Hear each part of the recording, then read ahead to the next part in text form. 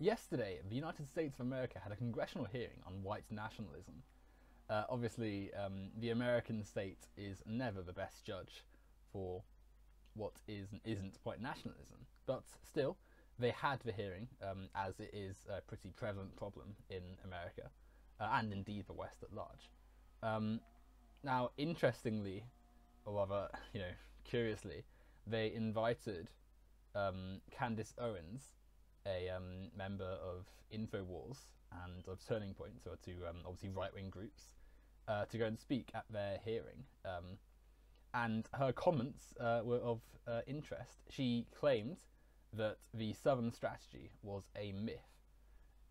Now, the Southern Strategy is what Republicans used across the latter end of the 20th century, the latter half even, to win white voters by appealing to racism and utilising racism in their policies to denigrate black people and place white people above them, thus switching them from their previous allegiance to the Republican Party and shifting the party much more right-wing in the process. Now, this is a well-documented fact. In fact, the people who did this, the senators and politicians and strategists that formulated this tactic, are on record saying it. And the Republican Party last decade actually made a formal apology to the NAACP, I think is the name of their association, apologising for this. So it may baffle you as to why Candace Owens would lie about such a thing, why she would just blatantly disregard historical truth to propagate her own narrative. And quite simply, it's because she is a far-right propagandist. She is someone who is paid to lie and slander and distort truth and history in the name of her agenda.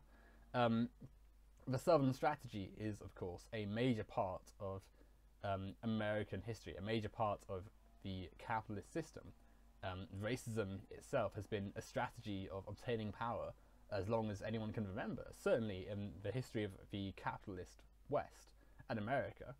The Republican Party utilising this racism is merely, another step of capitalism. It's always been at the forefront of the right-wing system. You've got slavery, you've got segregation, you've got mass incarceration.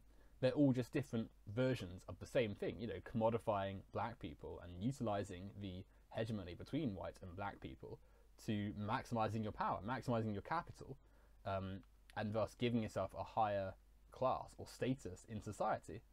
And the existence of this strategy, and really the continuation of it to this day, you still see dog whistles and blatant racist rhetoric in politics today, such as the constant dehumanization of immigrants, the ridiculous level of policing and incarceration in society. The just the other day, Donald Trump was referring to asylum seekers as animals.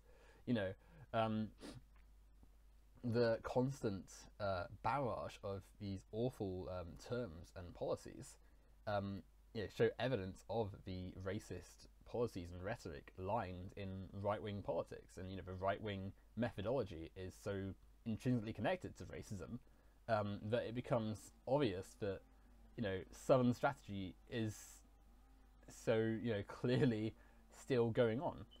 And in general, the notions of racism as a means of winning power and votes is massively present in politics.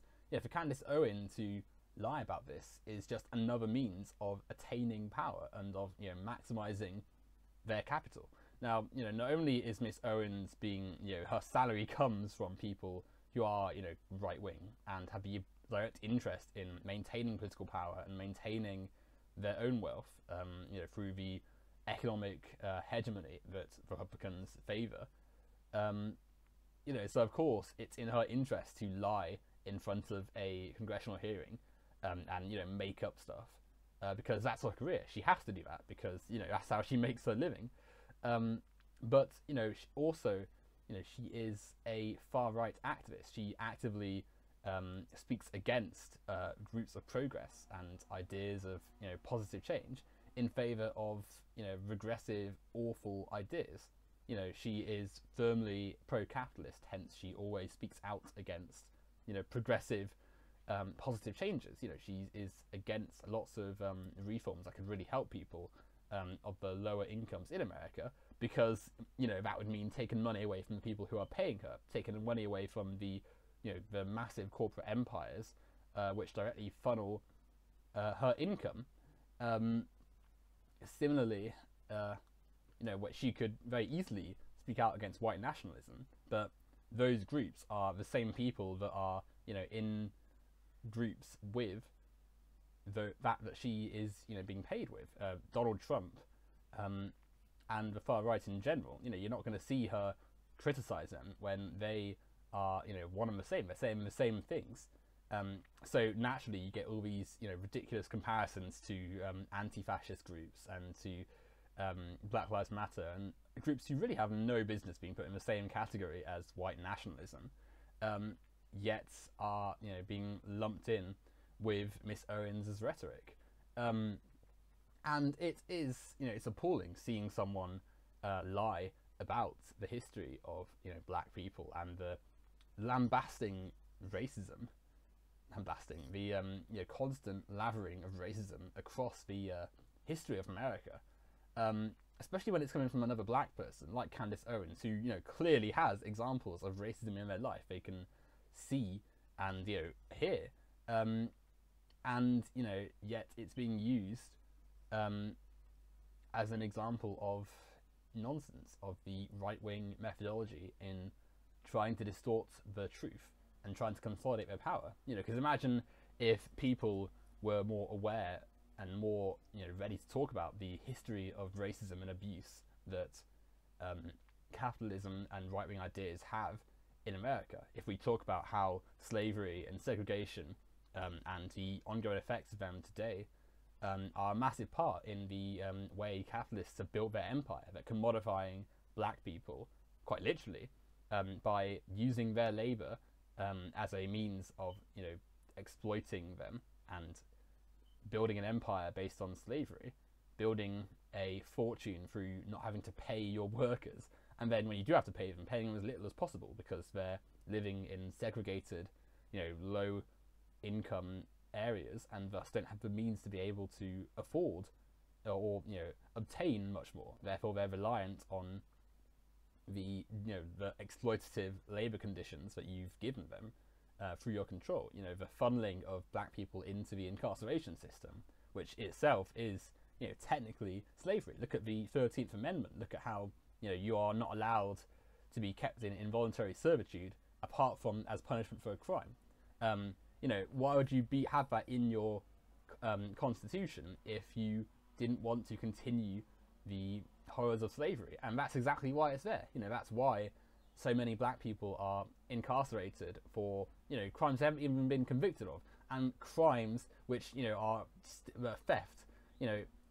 A father or mother trying to steal sanitary tools for their baby. Someone trying to steal something because they need something to eat. Poverty is a major contributor to crime, and poverty is systemic. It's caused by a system deliberately designed to maintain the hegemony and the power of the class system. Capitalists are able to draw upon this wealth inequality to maximize their own fortune, and subsequently the ones who are just about getting by are contributing to this exploitative system. They're being paid like minimum wage or less, not even livable enough to live on, while the capitalist gets to make millions, even billions off their labour. And the ones who aren't in such roles, the ones who are having to turn to crime, through no choice of their own because they have no other means of surviving, they're being funneled into an unfair and broken legal system, and then put in prison and made to do the same work again, but for even less this time, and kept in involuntary servitude, which is essentially slavery. There's no other way about it. These policies, which are still going on, this legacy of racism that is throughout American history and really the history of the West in general, just go to show how capitalism and racism are intertwined. How capitalism uses racism to operate itself. How racism is the weapon of capitalists, and how capitalists will always utilize such, unfair, unjust even systems of class and order to maintain their capital. And Candace Owens, as a person with capital, as a person who is directly being paid by these people, is always going to lie and distort the truth. It doesn't matter that what she's saying is complete rubbish, but she is so obviously lying because she's got a role to fulfill, and that role is propagandist. And as we see capitalism slide into fascism, her rhetoric becomes more and more defensive of the fascists, of people ruining people's lives, the increased militancy, the dehumanization of other people, the denial of blatant racism, the utilization of racism. Candace Owens is someone who's going to defend all those things, because ultimately the only thing that matters is her salary. She is only operating in her own interest, and obviously her own interest is to be paid by people who are propagating these racist rhetorics, and therefore in their interest as well. And interestingly, at this hearing, she also had a little clip of her defending Hitler and saying, "Oh, Hitler problems only started when he expanded beyond Germany," which obviously ignores the numerous atrocities that Hitler committed. Obviously, being a Nazi. And again, you ask, "Oh, why is this obviously incorrect rhetoric being spoken?" And obviously she was annoyed at the time because she didn't want to look bad in front of the committee. But she still said it, and she still probably would stand by it if you asked her again. Just maybe a bit more careful wording, because she is a nationalist. She is a fascist. She doesn't care for the things that Hitler did, because ultimately many of them were things she supports. The deregulation of the market, the banning of dissenting labour and worker movements, the commodification of marginalised people. All these things are things that the people that are paying her readily partake in and participate in. And she, obviously, when you get to the Holocaust and stuff, then she would probably draw a line, because at this point, most right-wing people still aren't participating in that. But the slide from right-wing rhetoric into fascism is so prevalent and easy to see, because you're seeing people like Candace Owens denying the racist history of the world, and thus participating in white supremacist rhetoric. And inevitably people are going to say, "Oh, well, she's black, so she can't possibly be participating in that." Well, that doesn't matter to the far right. Having allies in people of colour and people who would otherwise be marginalised, essentially just saying their talking points for them, is enough to con naive right-wing people into thinking, "Oh, well, there's nothing racist going on here. Oh, Southern strategy can't be a thing because this black person said it wasn't." That's her role. She is a propagandist, both visibly and audibly, and you have to treat her as one. You have to treat her as part of the far right, regardless of what quibbling she comes up with to defend herself. So ultimately, this little scenario, which interestingly, I forgot to mention, the coverage of this was being broadcast on YouTube, and white nationalists made the comment section or live stream comments so toxic and awful that YouTube actually had to intervene and shut them down, which is probably an indication of how well things are going. Really, that the platform to which you're broadcasting your discussion of white nationalism is contaminated by the far right, in large part because Miss Owens is such a blatant figurehead for them, and such a blatant propagandist for many of the far right, and a converter of right-wing people to the far right, that it's natural that they're all going to come out in hordes to go and support her, or even worse, maybe not even that. Ultimately, you've got a situation which is indicative of the many of the themes which we understand as the right-wing decay into fascism, the connection of capitalism to fascism, the racist roots and legacy and continuation, really, of racism during capitalism. And really, we got to make a change from the whole system if we're ever going to eradicate this racist framework in our politics.